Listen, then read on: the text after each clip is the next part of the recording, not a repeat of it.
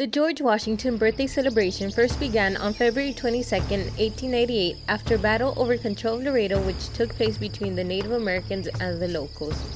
In the end, the mayor presented the key of the city to the great chief as a sign of surrender. The chief in turn presented the key to Princess Pocahontas, who represented a vanishing race.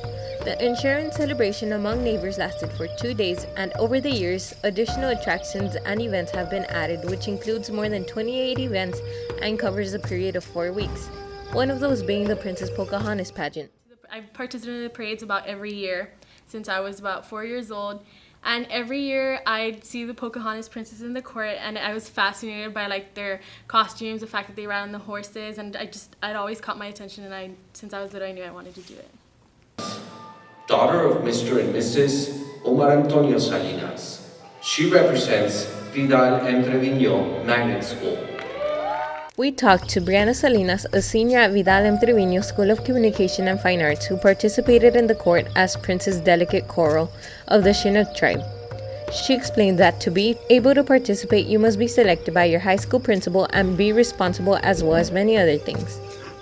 The costume that the court wears are skillfully beaded and made by hand and take several months to make. Most costumes that you see have beautiful patterns and represent something special a certain tribe is known for. The whole show and the presentation is based on the actual history.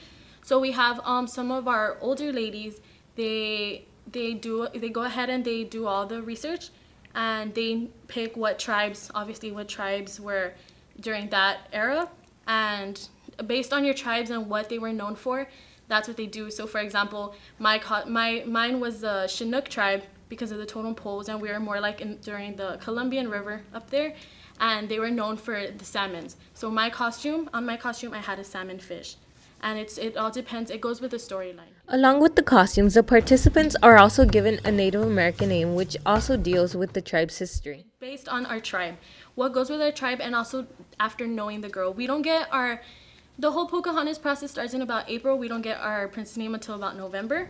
And in November is when the ladies get to know us. So based on our names, based on how we are and our personalities, they give us our names.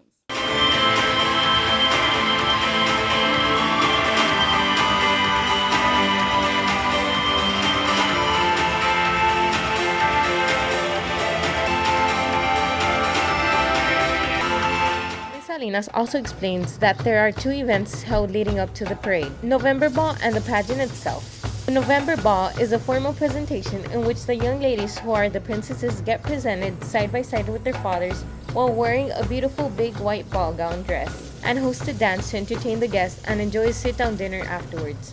The Princess Pocahontas pageant dress rehearsal was hosted on February 10th at the Laredo Civic Center Auditorium, and Brianna Salinas recalls it as her most memorable memory. The pageant dress rehearsal, because at the dress rehearsal is when all the elementary kids go, and it's fascinating hearing all the little kids tell you oh, it's so pretty, I want to be like you one day, and they're just so fascinated by everything, because knowing that I was one of those kids once, seeing those pageants. So yeah, that was definitely my most memorable experience. You get a sort of adrenaline, and the guys, the whole court, you start off very awkward and tense because no one really knows each other, but eventually we end up getting really tight, and it gets super emotional because the day of, you realize it goes by so fast. A lot of hard work is really put into it. A lot of people don't think it is, but it's a lot of hard work, and you get close to everyone because you spend so much time together, and then knowing that you're just gonna not do it anymore, it's kind of hard. Besides working with people she just met, one of the major traditions of the Princess Pocahontas Court is riding horses down San Bernardo Avenue during the Grand Parade. This takes a lot of practice as the horses require training. Everyone has to take their own horses to Life Downs, and we practice there for about 2 hours. It's once every month, except in February we have about 3 practices. And yes, you take your own horses. You have to learn on your own. So you learn on your own, and when you come to the clinics, it's all the girls just get together, and we just do different types of patterns and drills to make sure that we have a handle over our horse. The Princess Pocahontas Court becomes a tradition that is passed down from the parents onto their child throughout the years, and to be actual Princess Pocahontas, there is a requirement. To be eligible to compete for that spot, your mom has to have been a part of the court for 3 or more years. So I do plan to join the court eventually when I'm older and have my own kids, so my daughter may have a chance of being Princess Pocahontas.